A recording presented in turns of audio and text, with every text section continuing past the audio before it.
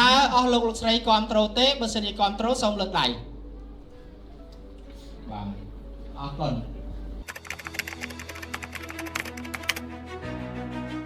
យើងជឿជាក់យ៉ាងមុតមមថាមនុស្សគ្រប់រូបត្រូវតែមានសិទ្ធិប្រើប្រាស់សេវាសាធារណៈទីកន្លែងសាធារណៈដោយស្មើភាពគ្នាដោយពុំមានឧបសគ្គរារាំងនោះទេវាជាសិទ្ធិជាមូលដ្ឋានរបស់មនុស្សគ្រប់រូបដែលត្រូវតែទទួលបានសិទ្ធិទាំងនោះដើម្បីឆ្លើយតបទៅនឹងគំនិតនេះអង្គការល្ខោនគំនិតបានធ្វើការសហការគ្នាជាមួយនឹងសហគមន៍អ្នកមានពិការភាពដែលមានការគាំទ្រពីពន្លកចំណេះក្នុងការបង្កើតការសម្ដែងល្ខោនមួយដែលនិយាយពីរឿងរ៉ាវពិតរបស់បងប្អូនអ្នកមានពិការភាពដែលពួកគាត់បានជួបប្រទះគោលដៅរបស់យើងគឺមិនមែនសម្ដែងគ្រាន់តែជាការកម្សាន្តប៉ុណ្ណោះទេប៉ុន្តែយើងបានបង្ហាញពីឧបសគ្គនិងកត្តារារាំងរបស់បងប្អូនអ្នកមានពិការភាពក្នុងការប្រើប្រាស់សេវាសាធារណៈនិងទីធ្លាសាធារណៈហើយយើងក៏បានបង្កើតកិច្ចពិភាក្សាប្រកបដោយបរិយាបន្នដើម្បីស្វែងរកដំណោះស្រាយរាល់ឧបសគ្គដែលពួកគាត់បានជួបប្រទះនៅក្នុងសហគមន៍អ្វីដែលពួកយើងធ្វើគឺលើសពីការបង្ហាញឲ្យឃើញពីឧបសគ្គដើម្បីបង្កើតសហគមន៍មួយដែលផ្ដល់តម្លៃទៅលើបរិយាបន្ន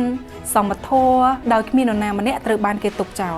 កន្លងមកអង្គការល្ខោនគំនិតយើងប្រើប្រាស់ទម្រង់ល្ខោនពិភាក្សានៅក្នុងការបង្ហាញអំពីបញ្ហាដែលកើតឡើងនៅក្នុងសហគមន៍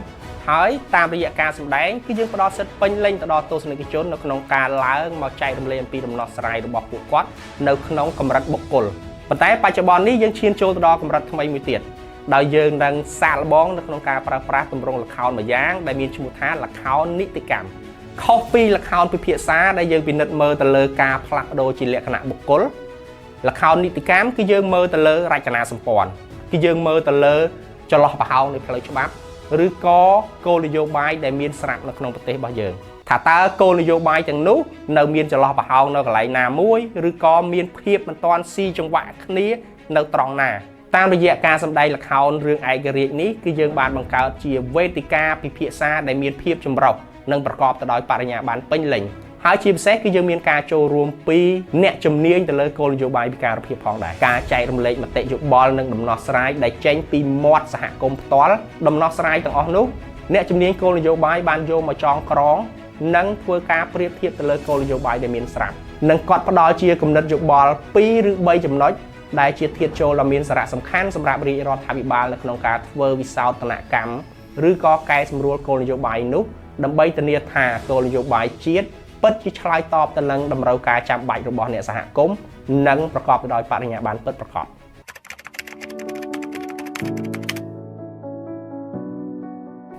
មានអារម្មណ៍ថាសប្បាយចិត្តខ្លាំងមែនទែនហើយក៏រំភើបខ្លាំង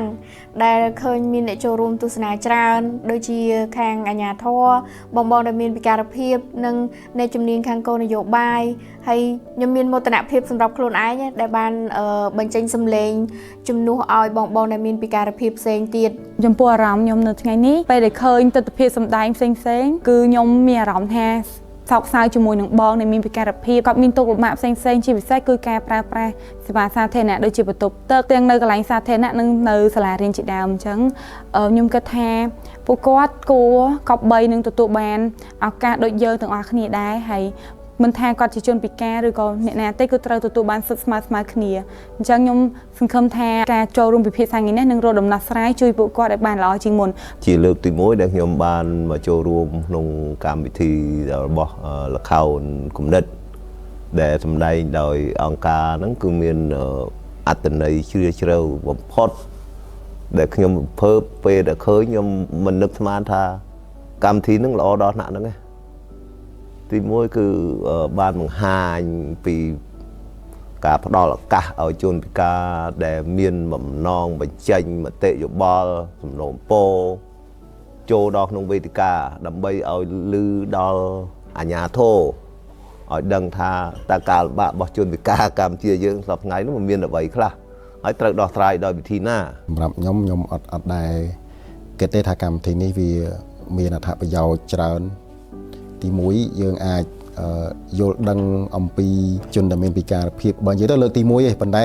មានអារម្មណ៍ថាដូចជាស្និទ្ធស្នាលដោយមើលឃើញពីការមិនរើសអើងរបស់បងទាំងអស់គ្នាមានអារម្មណ៍ថាដូចយើងស្គាល់គ្នាពីពេលណាអញ្ចឹងកម្មវិធីថ្ងៃនេះខ្ញុំគិតឃើញថាល្អដោយមានគ្រប់ដំណាប់ថ្នាក់ទាំងអាជ្ញាធរ ទាំងអភិបាលរងទាំងនិយាយរួមអ្នកពាក់ព័ន្ធដែលបានចូលរួមមិនថាអ្នកដែលទាំងអស់នោះទេសំខាន់ជនដែលមានពិការភាពគ្រប់ប្រភេទដែលគាត់ចូលរួមខ្ញុំឃើញខ្ញុំសប្បាយរីករាយនៅក្នុងការធ្វើសកម្មភាពផ្ទាល់សម្រាប់ជនពិការដើម្បីសារមួយដ៏សារៈសំខាន់ដើម្បីជូនទៅដល់ពួកដែលបានចូលរួមនឹងដើម្បីឲ្យគាត់ពិចារណានៅពេលអនាគតហើយនឹងគាត់ជួយផ្សព្វផ្សាយបន្ថែមទៅដល់ជនដែលមានពិការភាពដើម្បីឲ្យគាត់ទទួលបាននៃបញ្ញាបត្រល្អ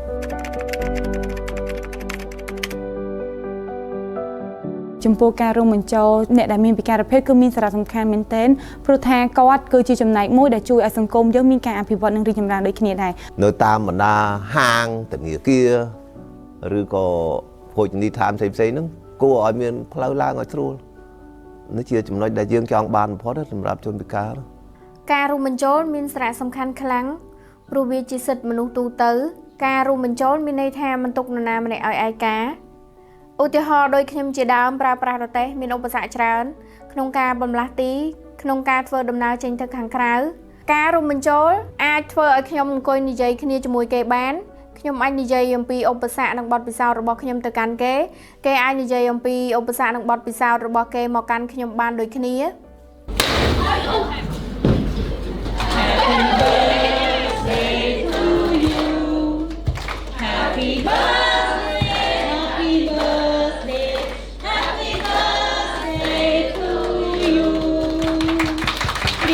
ជប់ណាស់ខ្លាំង